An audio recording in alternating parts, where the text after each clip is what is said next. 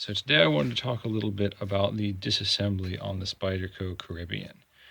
So let me say right off, first off the bat, on this scale, okay, Spyderco uses some Loctite on these screws that is way more durable than the actual screws themselves. So that screw down there, right here, I tried to loosen this screw and the Loctite is so sturdy on there that the screw just stripped like a piece of cheese. Okay, it's not that I was using an old tool. I wasn't using the tool at an angle or anything.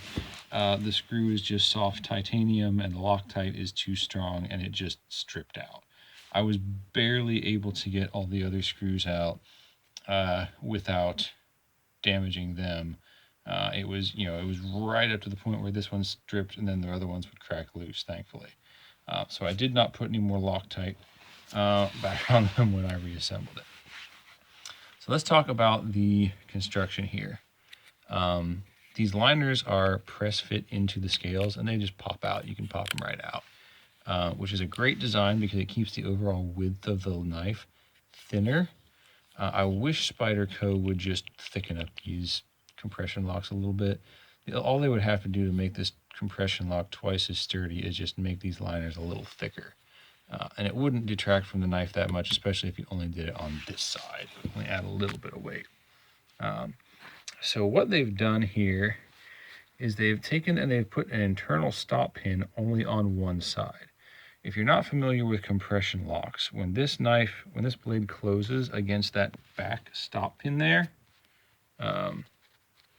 it doesn't close tightly enough on there to keep it from rocking this way without that internal stop pin. So the internal stop pin is necessary on a compression lock. And what they've done is rather than grind out the entire blade and lose all this metal here, they've only taken the stop pin halfway through the width of the blade, which is definitely improvement in that design. It means you don't lose that entire piece of metal in there that makes the tang of the blade sturdy, which is right where you need all the durability.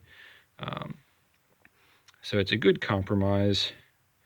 I'm still not a fan of internal stop pins, but it is a good compromise. The one modification I did make in here is you can kind of see on this detent hole. That detent hole initially was very shallow.